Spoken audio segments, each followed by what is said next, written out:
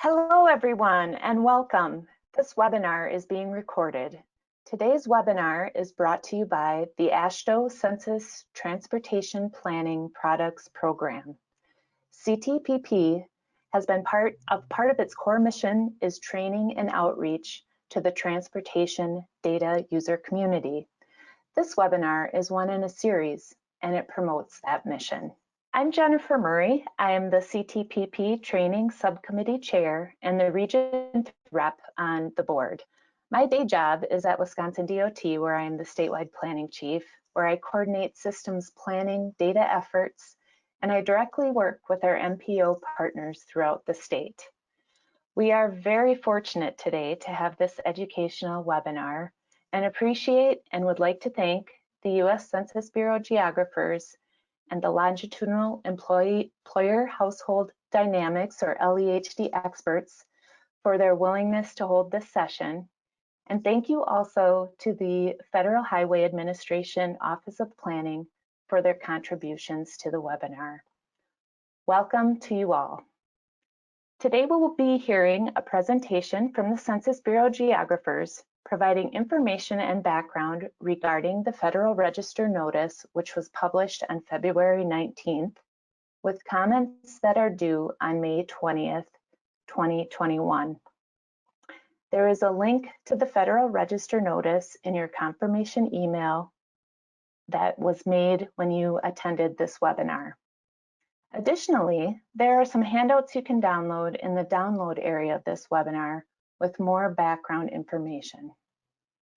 I will introduce the census geographers shortly, and they will also be joined by experts in LEHD data who will be on hand to answer any questions that arise about the worker flow data in the splitting processes in the notice. Speaking of which, there are nearly 800 people attending today's webinar. So as soon as you have a question, please type it in the question box in the chat. We will answer as many as possible, and if it seems necessary, we will add an unanswered Q&A log where the recording will eventually be posted to the CTPP website. So first up is the U.S. Census Bureau. 2 census staff will be tag teaming on this presentation. And as I noted earlier, we'll be joined by some analysts from the LEHD team if needed. So with that, I will introduce Jennifer Zanoni and Michael Commons. Jennifer Zanoni is a geographer with the U.S. Census Bureau, where she is the project manager for the 2020 urban area delineation. Jennifer came to the Census Bureau in 2016 after more than 10 years working in geographic information systems with local government, nonprofit, and the defense industries. And Michael Commons is also a geographer with the U.S. Census Bureau since 2016, where he has worked as an analyst on numerous projects, including the 2020 urban area delineation and prep for the 2020 decennial census.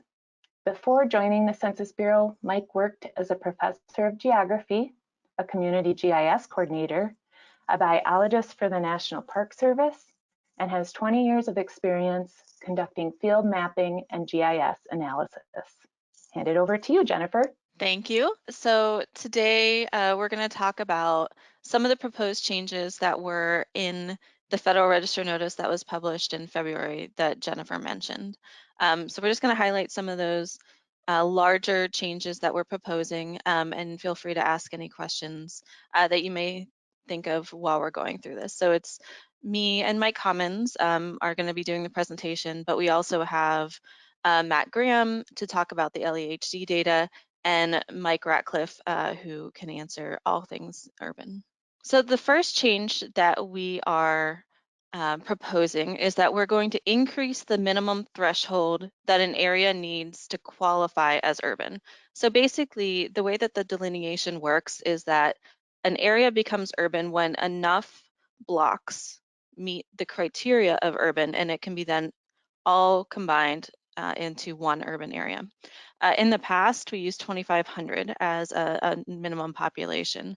What we're proposing is that we increase it to 10,000, And that falls in line with some other statistical uses and statistical urban definitions that are out there. But we're also proposing that we use housing units as part of that. So an area can qualify using either 4,000 housing units or 10,000 population. So either one will allow an area to qualify. So I just mentioned housing units, and this is another really big change that we're proposing. In the past, we've always used population density as the primary method for qualifying a block to become urban. And one of the reasons why we're changing that, there's actually a lot of reasons why we're changing it, but there's a lot of benefits to using housing units. So what we're hoping is that it'll better depict what is actually happening on the ground. You know, some places don't have population year round, they have seasonal populations, but that landscape is there for when they are there. There's still shops, there's still restaurants, there's still housing. And so we want to be able to better capture that developed landscape, and using housing units will help us do that. It also gives us the ability to update urban areas more frequently. And now we're not proposing that we're going to do it every so many years. That would be more than what we're currently doing it, which is now every 10 years, but it does open that window. Using block counts, population data is only available decennially every 10 years, but housing units we have available every year. So we have the ability to perhaps update those urban areas more frequently. The big reason why we're making this change too is that the Census Bureau is using some differential privacy methods that will be introducing noise to block level population counts. And that's so that you can't directly identify a single person within a block. What they're doing though is letting the housing units be invariant, so they're not going to have that noise. So that was another big reason why we decided that we would use housing units as that primary basis. So we're going to use 385 housing units per square mile, and that's occupied or vacant. So again, to capture some of those seasonal populations. So we're going to cease distinguishing the different types of urban areas. In the past, we had two types of urban areas. We had urban clusters and we had urbanized areas. Urbanized areas were anything above 50,000, and urban clusters were everything below. During our research, we have looked at a lot of these urban clusters that are right on the cusp of that 50,000 mark, and we don't see any like real differences between those areas. They're very similar in terms of geography. They're obviously very similar in terms of population size. And so we decided that we're going to cease this distinguishment. Like we're going to call everything that qualifies an urban area and not have urban clusters or urbanized areas. So doing this research, we looked at not just the population, but we looked at what does the economy of these places look like? And again, we couldn't find anything that supported 50,000 being more urban or a different type of urban than below 50,000. So when we looked at economic census data and business owner data, we saw no distinguishment between those two areas in terms of population of firms or retail sales. And so again, we decided that we would still publish all the data that data users are used to. We would have the population counts, but we're not going to have two different data types. We're just going to have one data type called urban areas, and it'll have all the data that data users are used to, including the population numbers. So this way, agencies and organizations can use whatever threshold they think is important for their data or their programs. Okay, so we're going to move into some of the more technical changes. We're going to start with jumps. So those who don't know, I'm going to just give a little bit of a definition about what this is. During the delineation process, we look at block by block and determine which blocks are qualifying as urban. And so you get large blocks that would be, say, an urban core, right? Like the city center. But then you also get areas that are outside that city center that qualify. And maybe that's a suburb or another like economic center that's somewhat outside that urban core. And the way that we've connected them in the past is using hops and jumps. So they both follow roadways and are similar in that aspect. A hop is a half a mile. So you can jump multiple times of a half a mile to connect these blocks down a roadway until no more blocks qualify.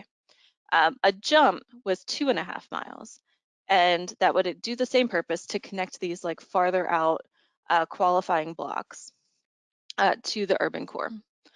Well, in 2010, one of the changes that was made that we started using an impervious surface layer. And this impervious surface layer, combined with having this 2.5-mile jump, we feel overbounded the urban areas. They spread out a lot further into the hinterlands. And so what we're suggesting is that we're going to continue to use the impervious surface data, but we're going to pull back the maximum jump distance to 1.5 miles.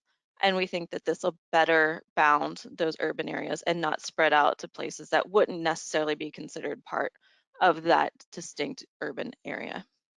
So along the same lines, we know what hops and jumps are now. We're proposing that we're not going to include that corridor. So like I just described, we have on the right some more densely populated qualifying urban blocks, and on the left we have a new subdivision. Those are being connected by a road and some census blocks that are clearly agriculture and not urban. What we're proposing is that that block or blocks in the yellowish orange color would not be included in the urban area, and that we would end up having discontiguous urban areas. So that we would have pieces of urban area that would all be part of the same urban area. So say it was the Washington, D.C. urban area. Both the gray blocks would be part of that Washington, D.C. urban area, but the orange block would not. And we think that this, again, just helps to better represent what is really urban. Those agricultural blocks are not urban, and they were just a tool to connect the blocks that were considered urban. And so what we'll do is not include those hop and jump corridors, and we'll have many pieces of an urban area that have all qualified as urban.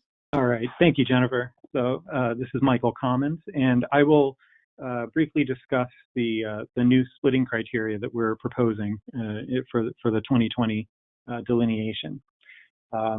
Historically, as urban areas grew on the landscape, they eventually merged together and became a single contiguous kind of landscape of urban areas. But we wanted to continue to keep them separate statistically for both sampling and then publishing of data for data users and analysts. And so in order to do that, we identify areas where we would split that contiguous agglomeration of urban settlement. We would split them, separate them. And in the past, we used somewhat of a legacy approach where if two urban areas had existed discretely separate and merged together on the landscape through time, then we created a split where those two merged together. And now we have this great data set that's available, the longitudinal employer household dynamics data, that program, specifically the loads data, the LEHD origin destination employment statistics. And that data set is block level worker, like resident and worker location data set. So it's this wonderful block level nationwide data set, multiple years. And so with that now available to us, we're able to create a much more objective, data-driven approach to splitting. And so I'll kind of I'll cover the splitting criteria at a very high level. All the details are described in the Federal Register notice. And so if you have further questions, I recommend going there or asking me during the Q&A. But essentially, there are two major steps. The first step is using the 2010 urban areas and conducting a very aggregate kind of course level analysis. So we aggregate together all of that LEHD data for all of the 2010 urban areas, and then compare, look at the amount of commuting flow that occurs between them. And we decide whether or not that split should even exist or if they should be merged together. If the amount of flow between two urban areas is greater than 50% in both directions. So in other words, if for a given urban area that's adjacent to another, if more than half of the residents of that urban area are working in the adjacent urban area, and more than half of the workers in that first urban area are coming from the adjacent urban area, in that case, the functional connection between the two, it exceeds what we feel is necessary to keep them statistically separate. And so in that case, we would merge them together. This is really only going to be the case for very few urban areas, but it's kind of the first cut in the process in deciding whether or not we should maintain those split boundaries. During that analysis, we will then, assuming that the flow is less than 50%, at least in one direction, we classify each urban area based on the amount of inter-urban area commuting flow. And so there's 4 different classifications. They're listed in the Federal Register, but it's basically if it's greater than 50%, only in one direction, not both, or if it's less than 50% internally, meaning that the people are commuting out, but they're not necessarily commuting to any other specific urban area. Maybe they're commuting to the urban or the hinterlands or the rural area, or to multiple urban areas. So it's these different classifications. All those classifications are then used to decide how much we will allow the split boundary to be adjusted. And so I'll provide 2 examples that are kind of on either end of the extreme end of that classification to provide a little bit more context and idea of how this really will work. Once the classification is decided, the way that we adjust the actual split boundary is using what's called the Leiden algorithm. And the Leiden algorithm it's a natural community detection algorithm. It was designed in Belgium. They use it for basically delineating all of their urban areas. We're using it just to split between them. Belgium is a very different country from the United States, where they have much more contiguous and almost totally comprehensive urban area. But essentially what it does is it identifies natural communities based on the input data. In our case, the only data set that we're using for the input is the LEHD data. And it designs these communities based on essentially a compromise. It wants the communities to be as unique and homogeneous as possible, where you have as little inter-community interaction as possible, but having as many distinct communities as possible. There's a lot of literature out there describing it, and I'm happy to point people in those directions if there are questions. So for this first example, we're looking specifically at the Avondale-Goodyear, Arizona urban cluster in 2010, and its commuter flows with the adjacent or nearby urban areas, specifically Phoenix Mesa.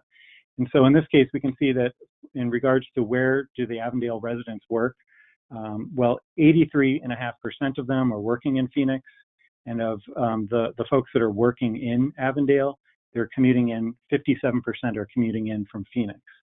So in this case, we see that there's just a really substantial functional tie between these 2 urban areas, and we would, in this case, dissolve that split boundary and merge Avondale Goodyear with Phoenix Mesa, Arizona. So this is kind of the most extreme end of the classification. On the next slide, please, we'll look at the Washington, D.C. area.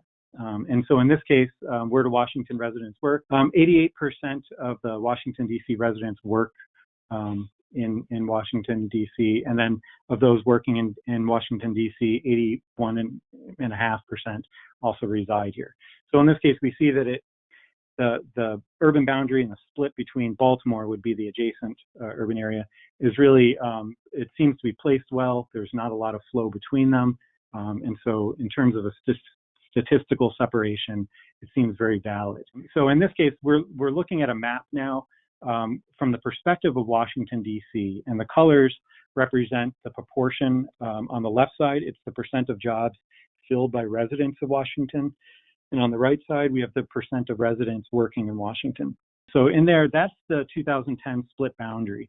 And we can see on the map on the right especially, there's a large proportion of workers in Washington that are commuting in from the Baltimore urban area. That's that blue area that's north of the boundary. That's almost all within Prince George's County. And the reason that the split boundary is located where it is currently for 2010 is based, our old criteria identified the boundary between urban areas that was the smallest split. So you can see it's kind of the shortest line, where in our new, very data-driven, objective approach, using the Leiden algorithm, which we've run on this, and it uses these same data, we would shift that split boundary to the north and capture all of that area, that blue area where the Washington workers are also residing in Washington, D.C. And it would just create a much more refined, very functionally representative split boundary. And it's just this fine tuning of the split that we're really going to be able to do using this approach. And so if we go to the next slide, I'll turn it back over to Jennifer. Thank you. So where we're at now, like we mentioned earlier, we've published the Federal Register notice and we're in the comment period now. At the same time, we've been developing the delineation software that we're going to use, but we don't have the 2020 counts yet. We won't have that until this fall. So what we're doing is just testing the software on the 2010 data and making sure that the software that we're developing is working properly and going to work with whatever the final criteria is. So right now, like I mentioned, we are reviewing the comments that are coming in, and that comment period will end on May 20th. We will spend the summer reviewing the comments and making any edits to the Federal Register notice. And then we'll publish that final Federal Register notice with the criteria, with the final criteria.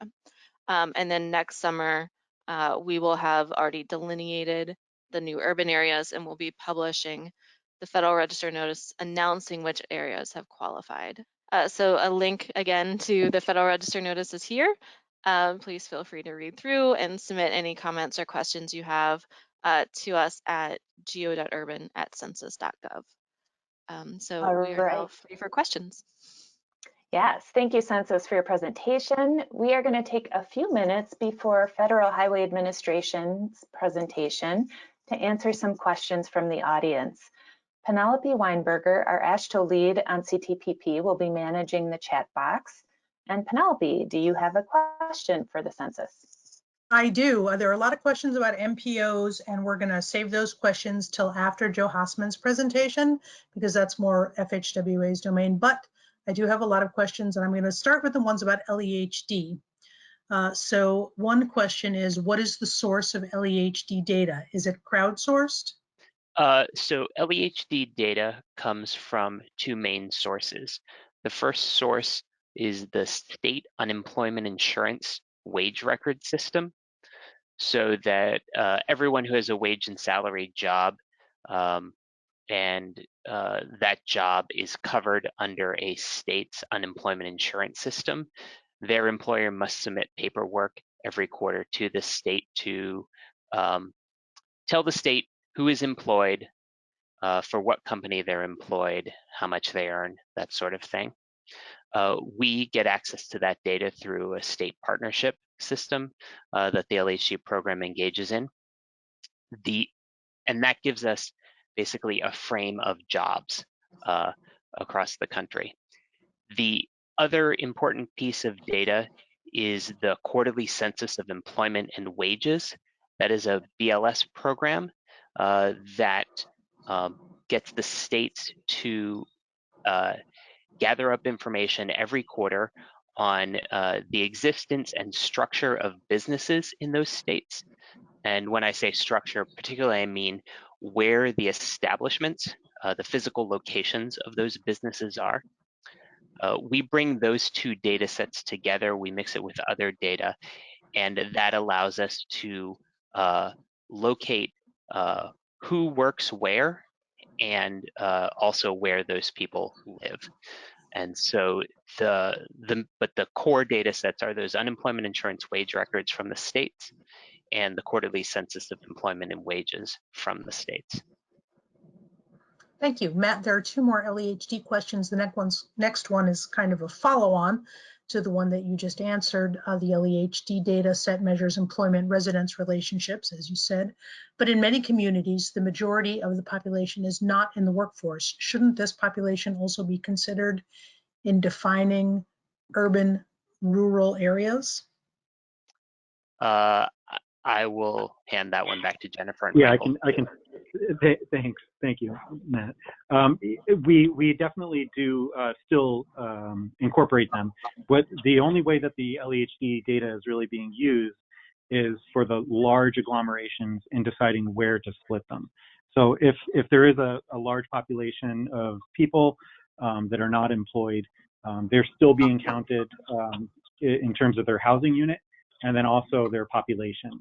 So the housing unit would be used for the density and the qualification of individual blocks. The population would be aggregated together for the qualification of the urban area as a whole. So definitely those people are being incorporated. It's the LEHD data, again, it's just purely for the identifying the location of the split. Okay, thanks, Michael. And what year of LEHD data will you be using?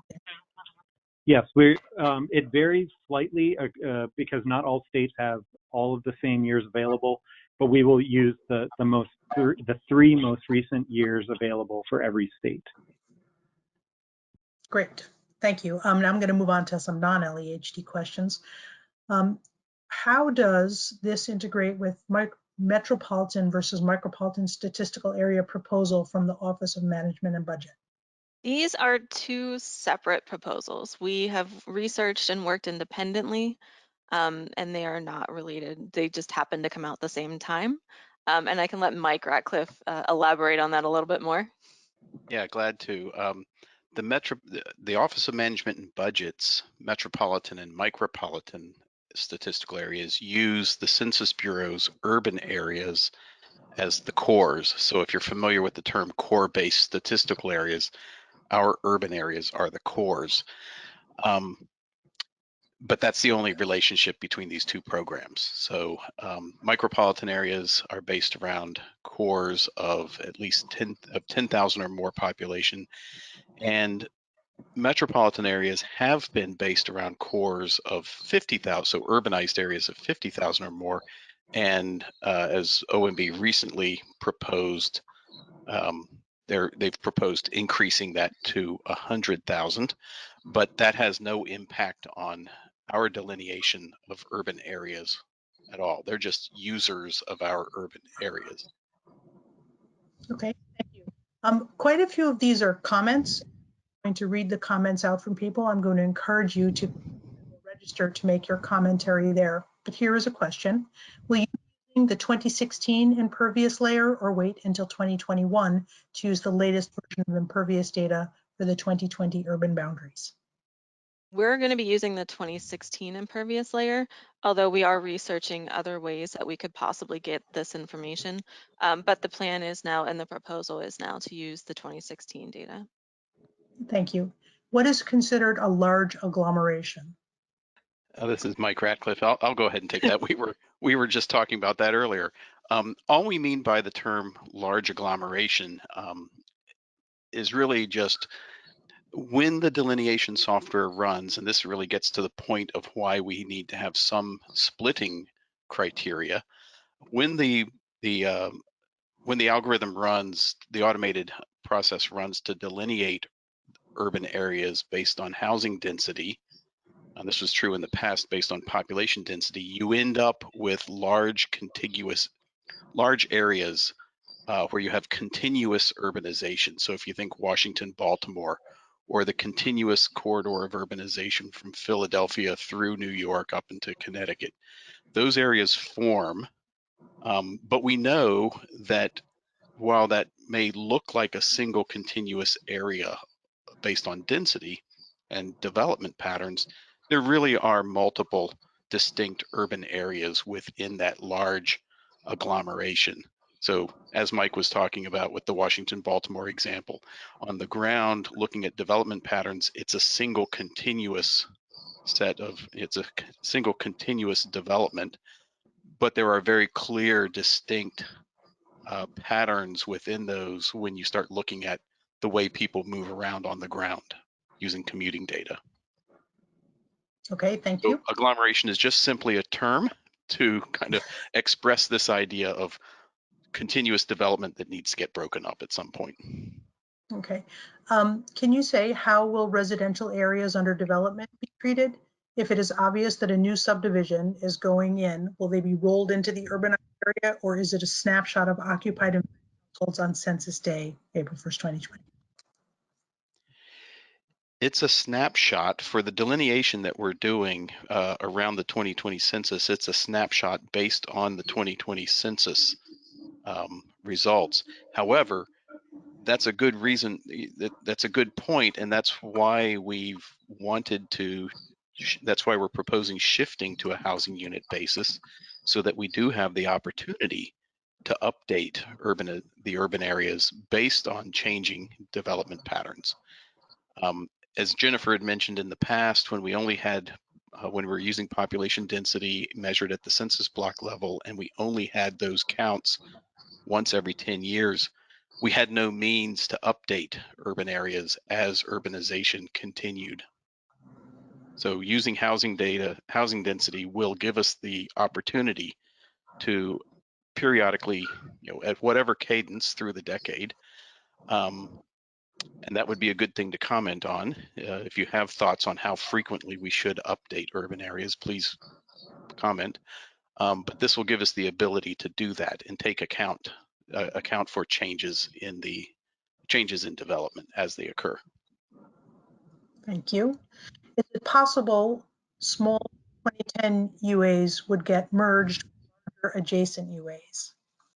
It is possible if on the landscape the urban development has continued to grow and they are contiguous, but otherwise they won't be merged just based on like the commuting data or anything like that. So it really depends on whether or not the urban landscape on the ground is contiguous enough to, including the hops and jumps that Jennifer described.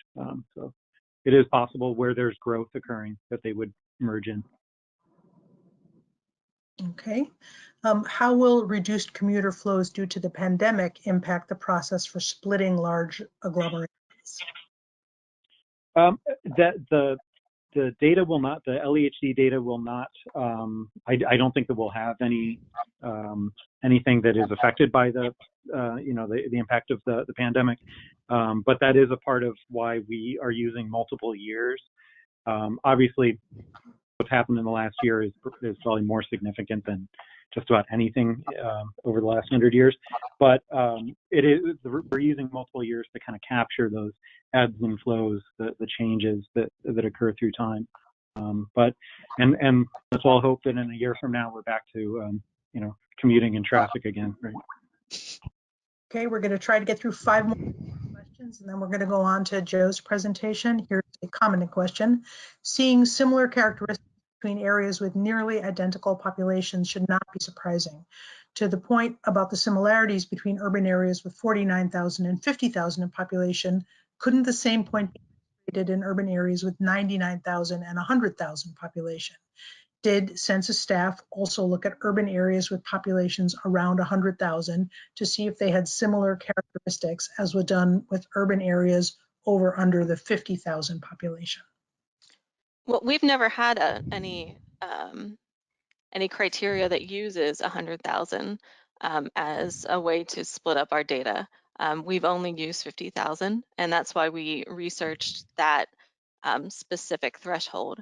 And so when we researched that threshold, we determined that for our purposes, which are strictly for the dissemination of statistical data, that there was no reason that we should be continuing to create these 2 data sets and to use that 50,000 threshold. And that's why we did that research. Okay, thank you. Are there maps available comparing how the 2010 UAs would look using the old versus proposed definitions? There are not yet. We are in the process of putting together some test areas around the country. I think we have 4 or 5 test areas. And we're going through the process of getting that able to be published to our website. We're a few weeks out from that being able to be done. The caveat with that will be that it is obviously 2010 data and 2010 census blocks. And so there will be a lot of change that could be possible with the new data and the new blocks. So these are not going to be definitive reflections of what's going to happen with 2020, but better a way to sort of understand the way that these higher level proposals that we have out there could be reflected in various urban areas. Okay, thank you. With this new approach for urban areas being discontinuous, will there no longer be a smoothing process for boundaries? We will not be smoothing boundaries. Our idea is that we will be reflecting what is urban and what is not urban, and we will be publishing that data so that we're best reflecting what is currently happening on the ground. Okay, now I have 2 questions that are sort of about the logistics of the Federal Register notice, and then I think we're going to stop. But I also want to point out that, thank you very much, gracious Jennifer and Michael have agreed to stay on for an extra half hour beyond the hour. So if people can stay on, we will just continue to answer questions for as long as we can.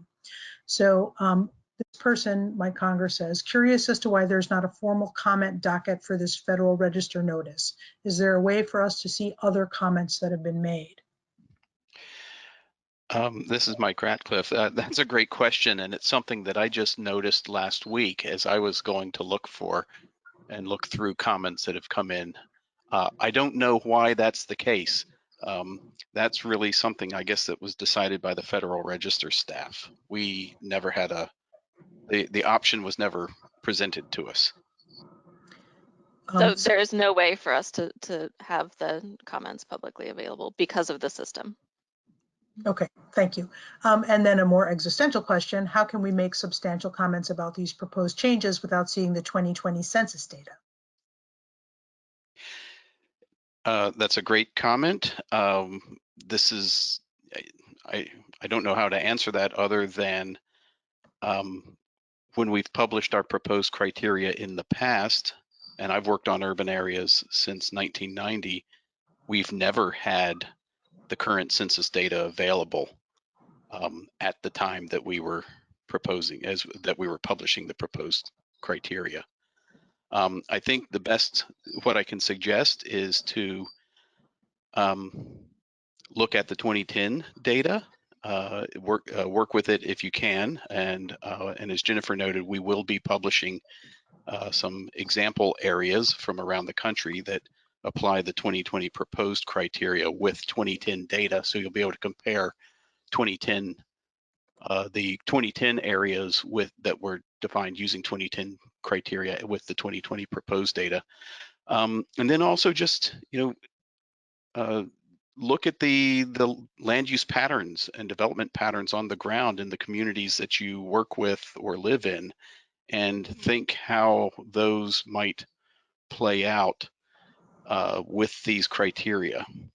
The housing unit density criteria is calibrated to the old population density thresholds. We've used an average of 2.6 people per household, which is the national average, but 385 housing units, basically at that average of 2.6, comes out at right around 1,000 people per square mile. Okay, thank you. And I'm going to squeeze one more question in because I know it's going to give Michael Ratcliffe another chance to encourage people to go to the Federal Register and to tell Census Bureau how often they would like this updated. So the last question is, using housing units might allow for urban delineation annual, but do you anticipate identifying new urban areas annually? Was the last word anyway? Annually. Annually. Again, I think there's a couple of things to keep in mind there. One is the availability of resources at the Census Bureau to carry out updates, whether that's just new areas or looking at all areas. We'll have to assess that. But the other thing to keep in mind too is your ability to refresh your data or refresh things on your end as we are coming out with new areas. So even if we had the resources to update every year, would you have the resources to update every year? Or would you be in a constant state of catch up as you're finally getting around to, you're analyzing and applying programs for using the areas, and then we come out hot on the heels of that with a new set of areas or a new set of updates. So those are the things to consider, and I think trying to find what is the right frequency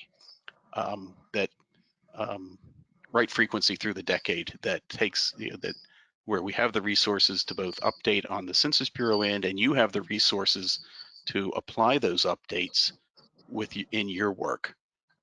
And so we're anxious to hear that. And that's why we didn't propose anything at this point. We kind of wanted to leave that unstated and see what comes in kind of organically from you, the stakeholders and users. Thanks. I'm going to turn it back over to Jennifer Murray now. All right, thank you, Census and Penelope. We have a presentation from the Federal Highway Administration. Please keep the questions coming in the chat box as Joe does his presentation. Joe Hausman has a BA in Geography and a master's degree in City and Regional Planning, both from The Ohio State University. Joe has worked over 34 years in the public sector. For the past 11 years, Joe has worked at Federal Highway Administration headquarters, first on the Highway Performance Monitoring System team in the Office of Policy, now as a senior community planner in the Office of Planning. Joe? All right, thank you, Jen. Again, my name is Joe Hosman. Welcome, everybody. Talk a little bit today about some of the things we're thinking about at Federal Highways and how they are going to impact the adjusted urban area boundary process and functional classification. One of the questions I think that Penelope referred to earlier had to do with adjusted urban area boundaries. Are they going to be smooth? Which is really a federal highway program. That's not a census program. And the answer to that would be yes, we are planning to allow that. And we don't anticipate any guidance changes on that. So I want to talk a little bit about, first of all, we have a census planning website at the FHWA. So if you go to this, you type in FHWA planning census issues, you'll come to a site, and we're in the middle of updating that. So that right now it reflects mostly what we've done in the past. I'm going to talk a little bit today about what we're planning on doing in the future. Of course, we know that the Federal Registrar notice on proposed boundary changes from the census came out in February. We know right now that over the summer they're being reviewing on those. I put this timeline together, so I pushed it back a little bit from what they said, and I gave them a little more time, fall and winter, to publish their definitions. So they're saying it'll be earlier than that, just in case the situation we find ourselves in these days changes that. We were thinking about, it'd be sometime in that time frame, maybe a little bit earlier. We'll adjust this as we know more. Again, at the top of this, these are estimated. Federal Highways generally doesn't comment on legislation that's proposed from our sister agencies. So we're really not commenting on that. What we're seeing here is mostly an update from the last census and how we interacted with it. Spring, summer 2022, of course, they're gonna publish their data. Again, these dates are a little bit moving around. For the US DOT folks and also MPOs that worry about adjusting the boundaries, the census boundaries, we're going to post those in our software called HEP-GIS. And if you're not familiar with HEP-GIS, it's the FHWA Planning GIS online website where you can do analysis and look at census data and or a lot of other types of data related to planning. So you might, if you haven't looked at that, you may want to take a look at it. It's very useful. The fall of 2022, we're going to publish a Federal Registrar notice along with FTA, designating transportation management areas, or TMAs. Those we will, the census, of course, doesn't designate those areas. We will do that based on the population data that they release as urban areas at that time. So anyway, states before October 2022, we're thinking states should revisit their intra-distribution formulas and metropolitan planning fund allocations to MPOs to ensure that the 2020 population figures are being used and that any new MPOs are part of the calculation. What we see from what has been proposed is that the MPO process will stay pretty much the same, that we're using the 50,000 urban area boundaries as a beginning for that. And we don't see a real change in that from what we've seen so far from the Census Bureau. So really, the way that you can look at our current information on MPOs and boundary setting and things like that that we have on our website. Basically, when a urban area reaches 50,000, it can become an MPO or be covered by an MPO. And generally, if they go below 50,000, they don't go away. There's options. It's really up to the state to decide in consultation with the MPOs and others about how that will happen. And we don't really see a change in that either. Eventually, new MPOs by spring, summer 2023 must be designated by the governor for areas of 50,000 and above. We don't see that changing. New TMAs must have a congestion management process by spring of 2024. And April 15th and June 2024, this is mostly, I'm pointing to the DOTs here, that you'll need to submit that information, the urban rural information within HPMS. And we're trying to keep it on a fairly steady track. In the past, we've run into issues receiving timely data on urban boundary changes and functional classification as well. So I'll get into that a little bit later.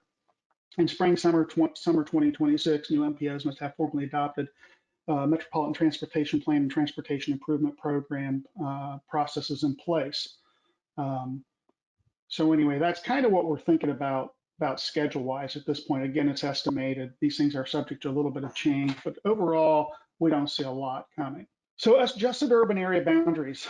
This is separate. This is one of the big things that FHWA does in conjunction with the state DOTs and of course the MPOs in the urbanized areas. This in the past, this has can be applied for clusters, urban clusters, or what we call small urban areas between 5 and 50,000 in population, or urbanized areas over 50,000. Of course, the floor is being changed on the population, so we basically see that. It'll probably start around 10,000 if that proposal goes through, which will impact some of the smaller urbans that are out there, the small urban areas. Again, the ones that are between 5 and 10,000 will be impacted. We're not exactly sure how that's going to work out yet, but we are aware of it. And why do we adjust the boundaries? For transportation purposes, especially the highway system, the boundaries that come out of the Census Bureau really ignore highways.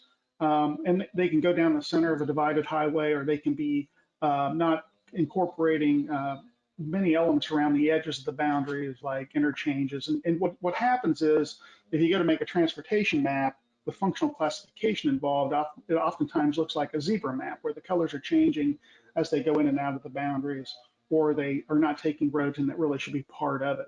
So we work with the state DOTs to come up with an adjusted boundary that looks like something on this map. Is a road in or out? Is there some growth maybe that wasn't reflected in the census that is happening through the transportation planning process, or some other development? So we give them an opportunity to do this, and we will continue to do so. And here's some of the reasons out of our guidance on that. So functional classification, if you're not familiar with that, there's 14 classifications. This is used for the basis of the federal aid program. 7 urban, 7 rural. This was a change about 10 years ago as HPMS went through a reassessment. It used to be that there were only urban collectors, excuse me, and on the rural side they were broken into major and minor. And also the other freeway expressway category was only an urban and phenomena. So to make a match up and make the mapping easier, and to make it kind of correlate, we decided to go with 7 in both urban and rural.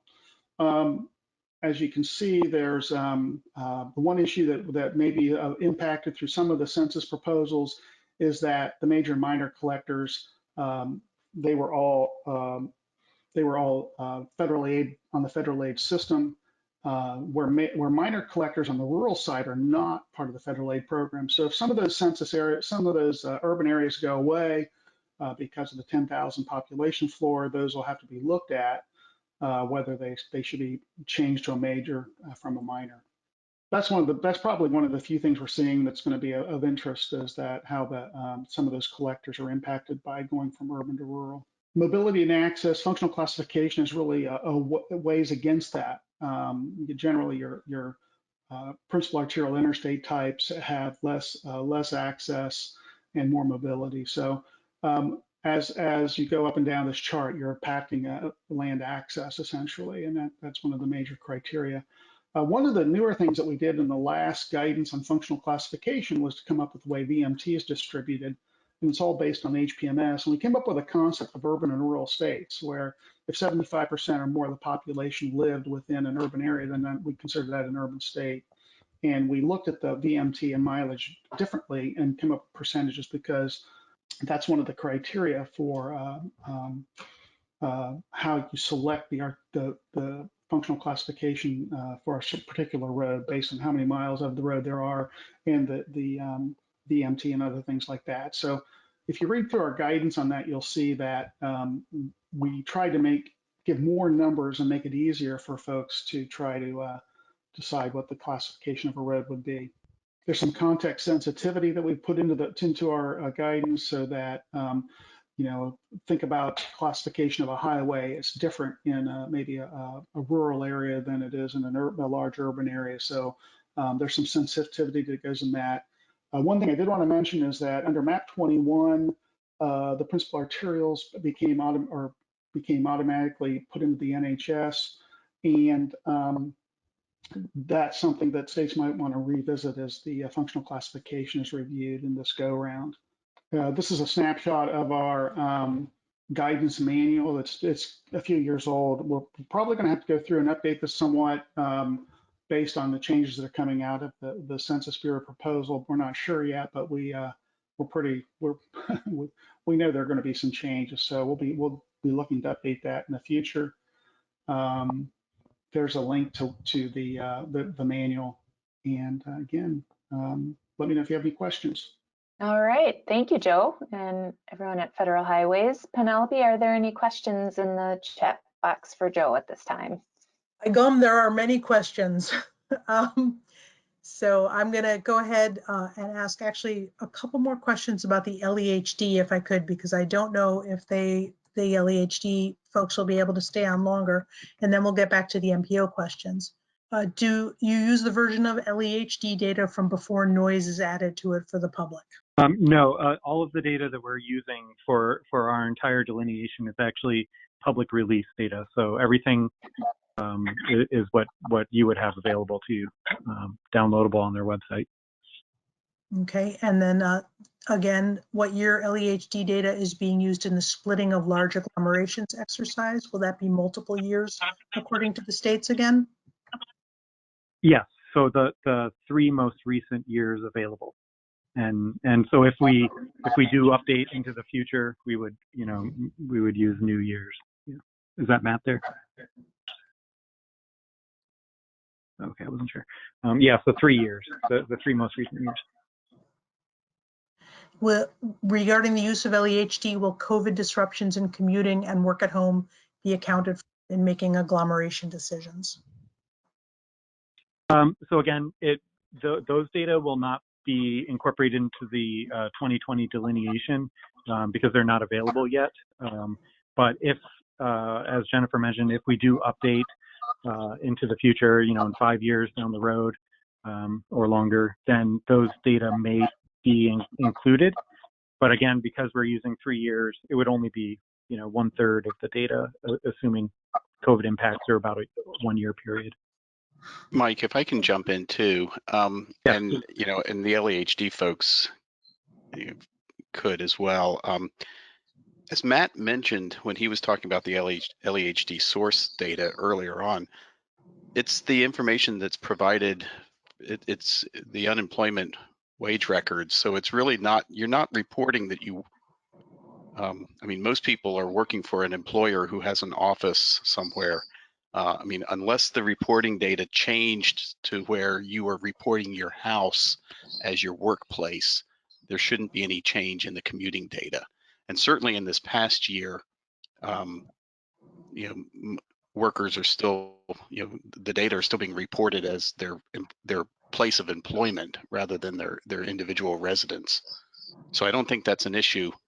And the LAHD folks can comment on what might happen in the future, but as long as people's workplace, there's still the office or the employer's location, you shouldn't see any impact of working from home.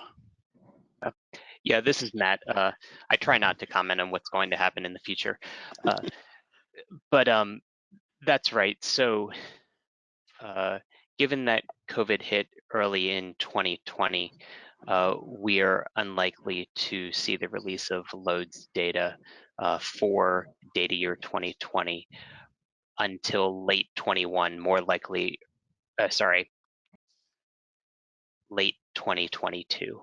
I have to get my years index or into 2023 just because of the delay of that data, the natural lags in that data system. So that will be a while until those are coming. And in fact, we're just now processing some of the inputs to that and trying to understand what it even means as it's coming through these administrative records.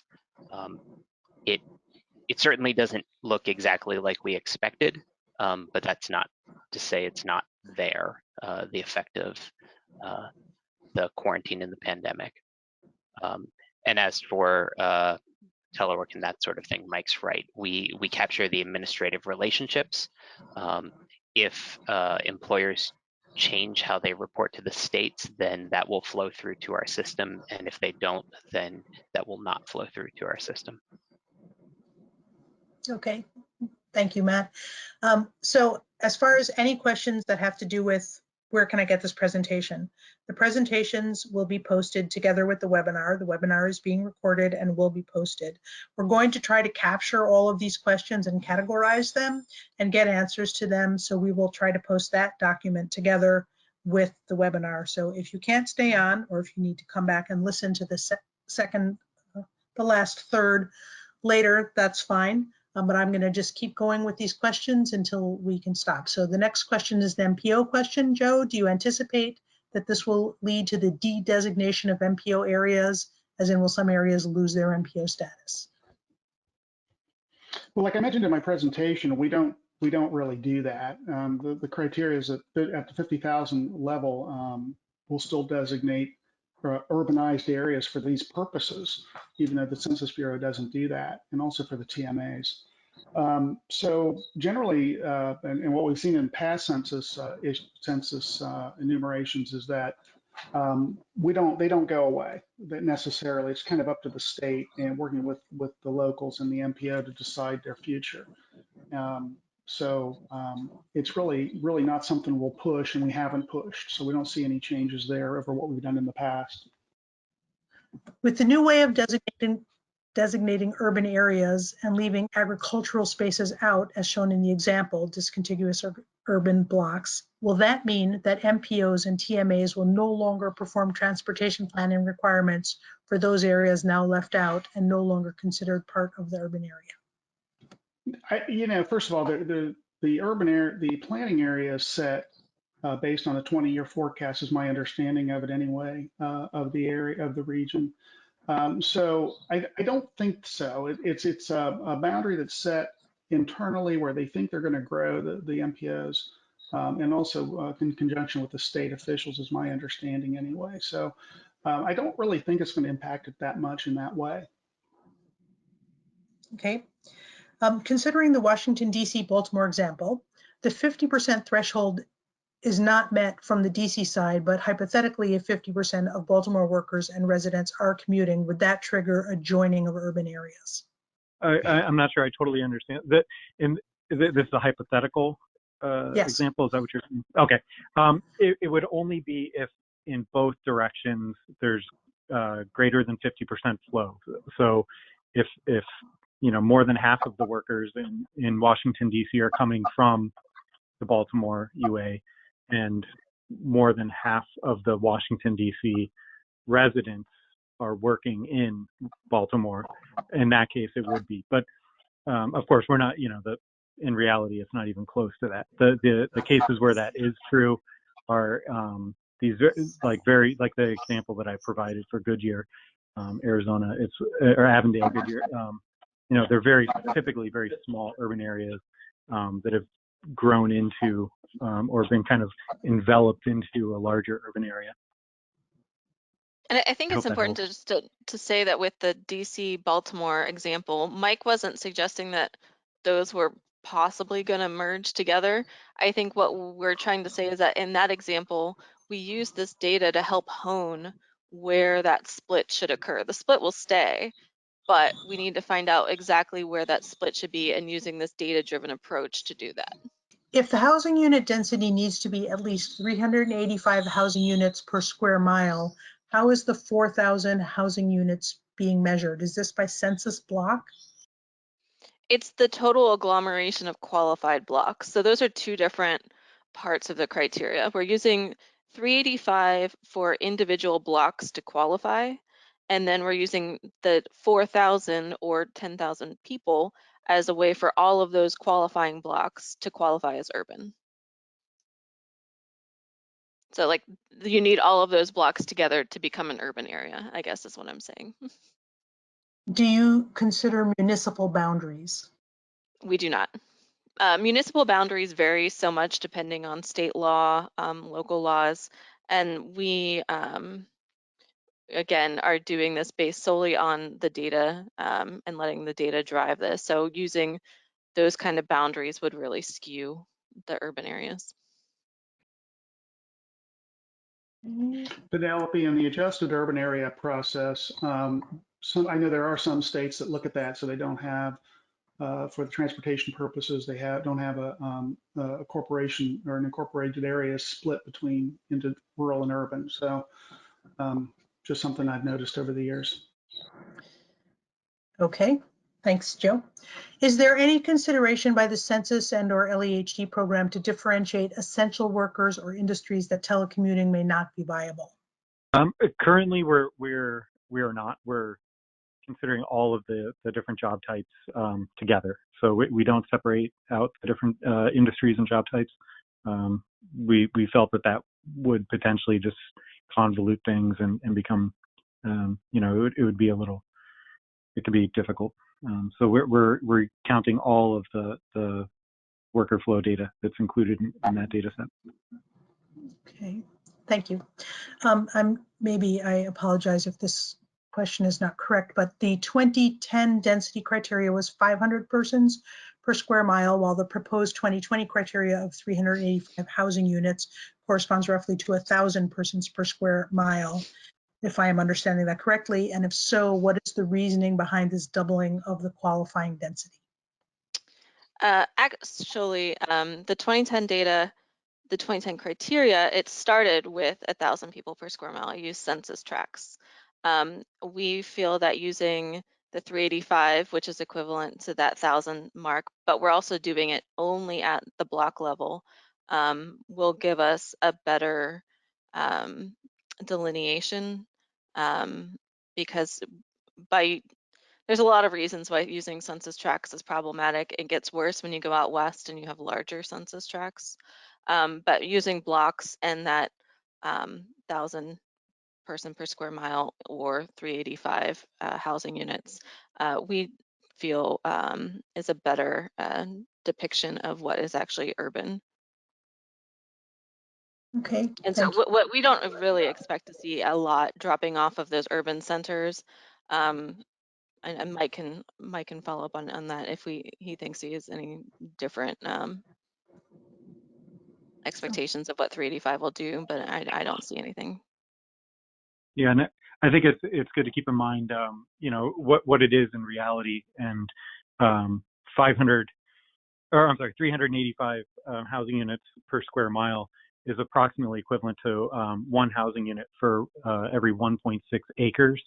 So if you're familiar with acreage and such, that's 1.6 acre housing lots, which in our mind, that, you know, if you think of it conceptually on the ground, that's we feel a pretty good limit for that threshold for what would be considered urban. Okay, thank you. You've mentioned several times the 3 most recent years of LEH data will be used for a given area? Is it an average of the 3 most recent years? Well, we aggregate all of them. So and everything essentially is averaged together. So we're looking at the amount of flow between, and so we're combining all of them. It's an aggregate. So it's how, you know, each year essentially would be equal to each other year. I hope that makes sense. So it's not like the most recent year, 1 year is weighted higher than the previous years. They're all equal. Thank you. I believe you've answered this question already, but the 2019 NLCD is due out soon. Will that be replacing the 2016 NLCD in the impervious criteria?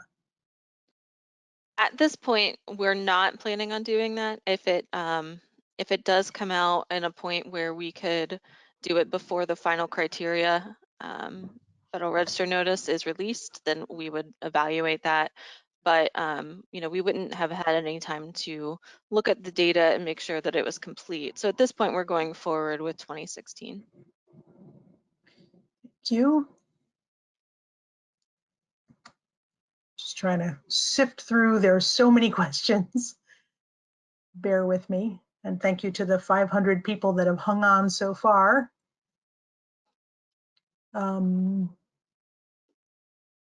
Many federal funding programs, not just FHWA, depend on the UA delineation. With implementation of changed UAs under this proposal coming out next year, it looks like there will be an immediate negative impact on funding eligibility for newly reduced to non-UA status areas. Is that an accurate understanding of the relationship between the UA process and other funding programs that depend on UA, urban area? So I will just say this again. We put these out for statistical purposes only. We understand that other agencies have used them, but there is no way for us to evaluate all of those funding uses. And so we are a statistical agency, and we are putting this out as part of the decennial statistical product line. And so no, we are we do our research and we do this proposal completely unbiased by these other agency uses. And we think that that gives it a better product. Thank you. Is federal employment now included in the most recent LEHD data sets?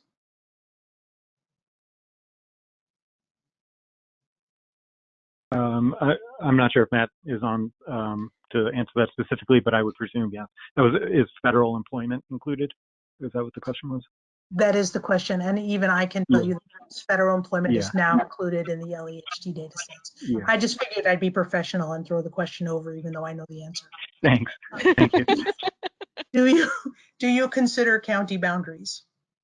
We do not. We do not consider any boundaries, including state. So urban areas can cross state lines. Hey, Penelope, this is often an area where we see issues with the adjusted urban boundaries, is that at the state line, one state may not take into account the larger urban area on the other side. So when they just look at the population within their state, sometimes they're left out. So this is one thing I wanted to point out. Okay, thank you, Joe.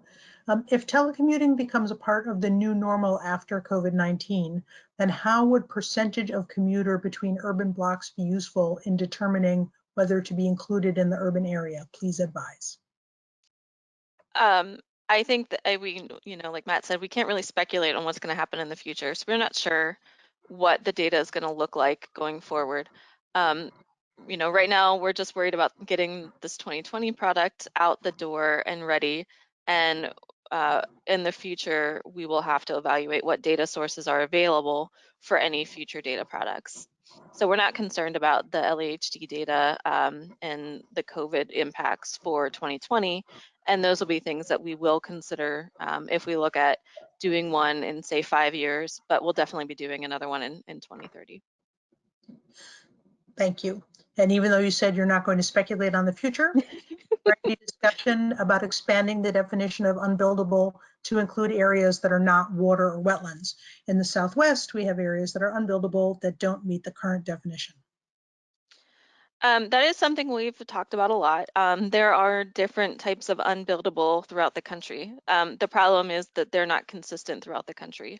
What is not buildable in, say, West Virginia or Pennsylvania is definitely buildable in California, and those are very driven by local state laws, and that does play an impact on what's buildable. And so that's something that's difficult for us to include in our urban area criteria because it does vary across the country.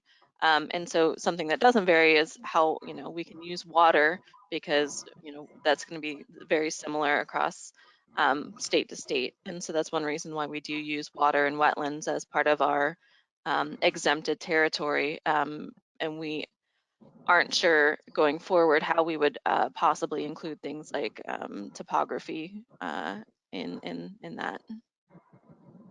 Thank you. How are you handling group housing, dormitories, senior facilities? Are they weighed in any way to account for density impacts? 1 acre with 4 houses treated different from 1 acre with 100 apartments. So, I mean, apartments and group quarters are completely different things. Each apartment, I live in an apartment building or a condo building, and each unit is its own housing unit. A group quarters would be a prison, which is we are automatically adding to an urban area if it is adjacent to that urban area or part of one of those urban qualifying blocks. So those are two totally different types of housing units or quarters. Okay, and I don't know what this acronym is, BAS. Will this process have any impact on the annual BAS? I don't know what BAS is either. Travis, tell us what BAS is and maybe we can answer the question. Boundary annexation, I think. Oh, Is it? okay, yes. So Yeah. boundary annexations, yeah, okay. This is not part of BAS.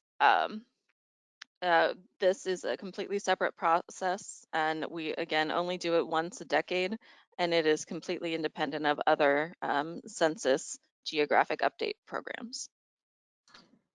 Thank you. Is the link to the impervious surface layer in your presentation? It is not, but you can download it yourself if you look for a National Land Covered Database. That's the question is, can you share the link to the impervious surface layer? I can find it, maybe. But we can find it. We will add it with the notes Okay. at the. Yeah, we can add that. Thanks.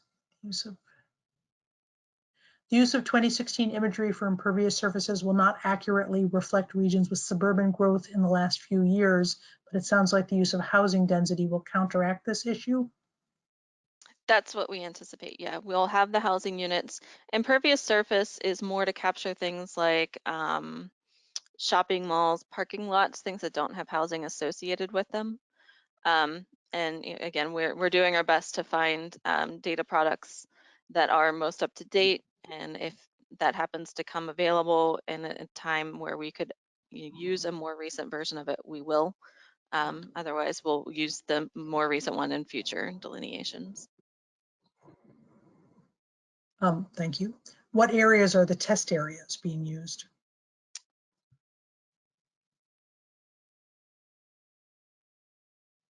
Do we remember? We have some in the Central Valley of California, like around Visalia. I think Knoxville, Tennessee. Yeah, East Tennessee. And Atlanta, Georgia. Was there another? There was one more. Wichita. Sorry, we don't have them all. Yes, in Wichita. Yes, thank you.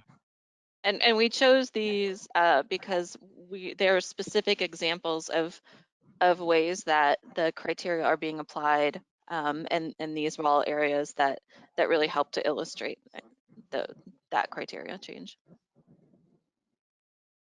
Sorry, there's lots of, can you share the PowerPoints? Yes, we will. Did I hear that FHWA will not go through an urbanized area boundary smoothing? Though no, that is not correct. We can't hear Joe, but he's done talking. Zhang says 5 years would be good. Please submit that comment to the Federal Register, not to hear, or also to hear. Thank you.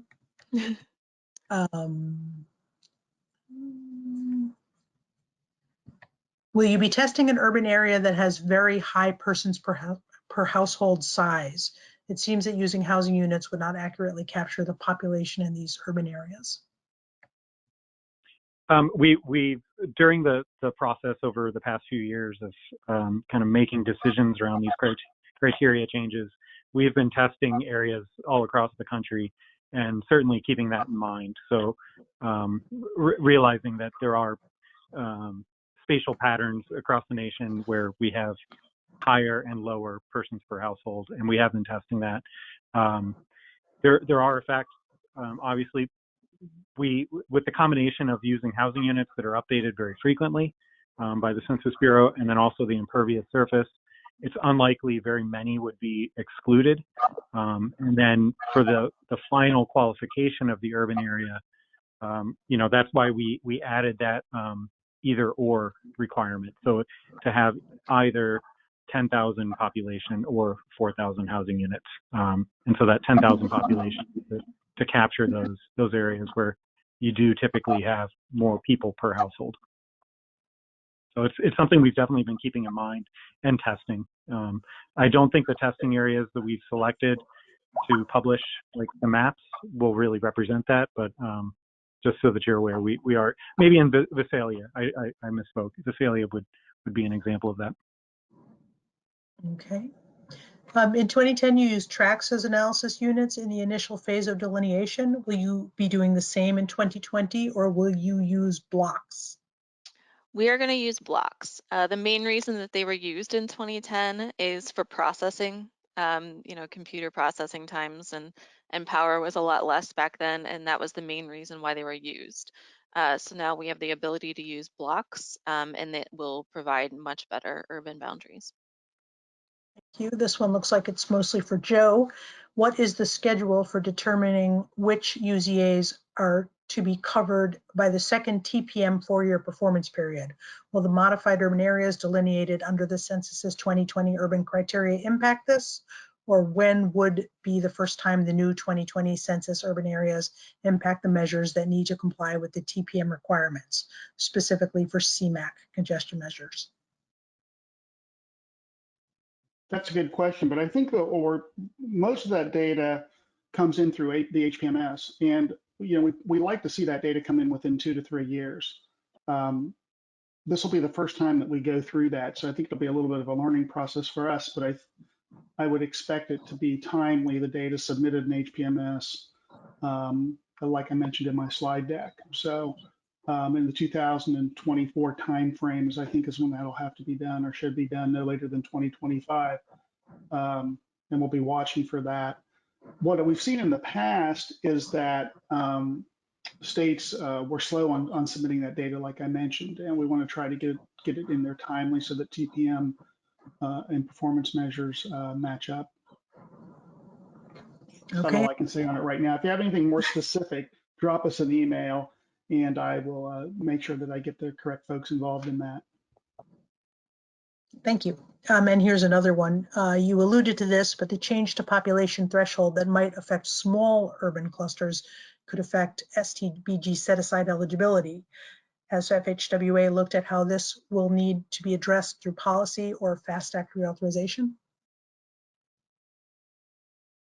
Now, I'm not too familiar with that particular program, but again, that's like the other question. If you have, why don't you drop me an email, and I will get other folks on the planning team who work directly with that and get you an answer back. Thank you. In our state, we have cities where numerous dwelling units were built to accommodate oil workers. Large numbers of those dwelling units are now unoccupied. How will using dwelling units instead of population account for this? Or maybe the question is really, how could this lead to inaccurate designations? We don't think it'll lead to inaccurate designations. A housing unit's a housing unit, whether it is vacant or occupied, and it is part of that urban environment. And so you know, if the whole block qualifies based on density, then it would be included in the urban area. Thank you. Some other questions we cannot answer today. I'm almost at the bottom. Yay. This has been very, very useful and very helpful, and I'm so glad that you agreed to do this for us today. And I'm looking forward to hearing it again at GIST. Yes, yes. Anyone who wants to hear this again, can join us at GIST. Let's see. I think at this point, Will Lusk and I are going to go through all of these questions and group them. And then if we find some that we don't have the answer to yet, we will come back to you, Michael and Jennifer and Matt, if he is available, and Joe by email and get some answers, and we'll create a document with all of these questions and answers so that we can go forward with that. So I will turn it back over to Jennifer Murray for the final formalities. Thanks, Penelope. Thank you to the Census Bureau for all of your great information today, Federal Highway Administration, AASHTO for their continued support and training, and all of the support staff for the webinar today. And most of all, thank you to the audience for all of your great questions. Again, this webinar has been recorded and we will post it on the CTPP website with the Q&A log at ctpp.transportation.org. Thank you again and have a great rest of your day, everyone. Bye-bye.